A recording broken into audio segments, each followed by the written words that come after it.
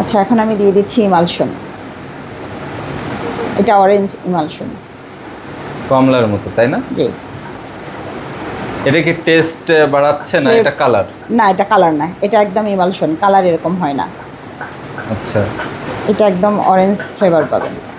আচ্ছা, অরেঞ্জ ফ্লেভারের জন্য অরেঞ্জ আছে এখানে, এটা না? হ্যাঁ। আমি আসলে অবাক হয়ে গেলাম, অরেঞ্জ ফ্লেভার নাকি মালটা দিয়ে তৈরি হচ্ছে, তাই না? একদম উপরের গান্নাসটা পুরোটাই মালটা। আহ, আমি ভাবতাম যে এটা শুধু একটা কেমিক্যাল বা কালার, কিন্তু আমার কনসেপ্টটা রং। আমি এখানে এসে দেখলাম এটা আপনার কি সিগনেচার আইটেম, তাই না? সিগনেচার। হ্যাঁ, ওনার সিগনেচার হচ্ছে অরেঞ্জ ফ্লেভারের এটা। তো একেবারে অরেঞ্জ দেখতে পাচ্ছেন। এখন এটাকে একটু কালার করার জন্য আচ্ছা, একটু ফুড কালার ইউজ করতেছি। এই ফুড কালারটা কতটুকু হেলদি? এটা একদম কোনো ভেজাল নাই। এটা রেডম্যানের ফুড কালার, এটা অনেক ভালো। রেডম্যানের ফুড কালার তো অনেক ভালো। এটার দাম অনেক নেয় কিন্তু।